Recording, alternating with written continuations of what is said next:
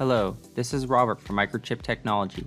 Today's video will cover using the integrated op-amps to power multi-voltage I/O, or MVIO for short, in the AVR DB microcontroller. I will also cover how to modify the Curiosity Nano to enable MVIO. If you haven't seen the introductory video for MVIO, I have linked it in the video description.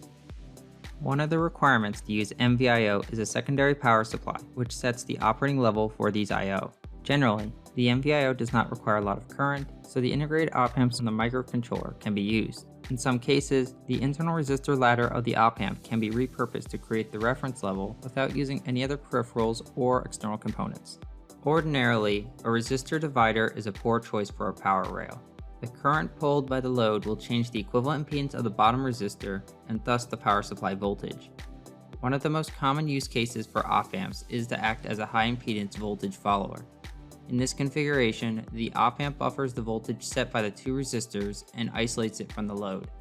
This allows the power supply to run at a stable voltage as the load changes. To demonstrate this peripheral, I will start with the code example linked in the video description. There is an Atmel Studio and an MPLAB X version of this example. Within the example are three separate projects, one that uses the internal resistor ladder, one that uses external resistors, and one that uses the DAC peripheral.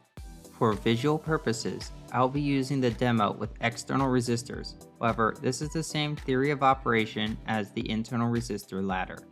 In this project, I have also added code to enable the MVIO pins as digital outputs and to turn on the LED. Now that the software has been created, the Curiosity Nano must be modified to separate MVIO from the main power supply. To do this, resistor R204 must be disconnected. Just above this resistor is J212, which is an unpopulated MVIO power supply header.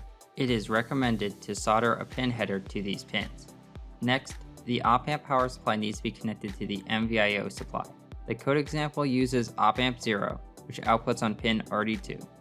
Connect a wire from this pin to the MVIO power supply. To visually show the changing voltage levels on the MVIO pins were set up as active high outputs. The output level will vary as a function of the supply voltage. An LED connected to one of these outputs will vary in brightness depending on the output level.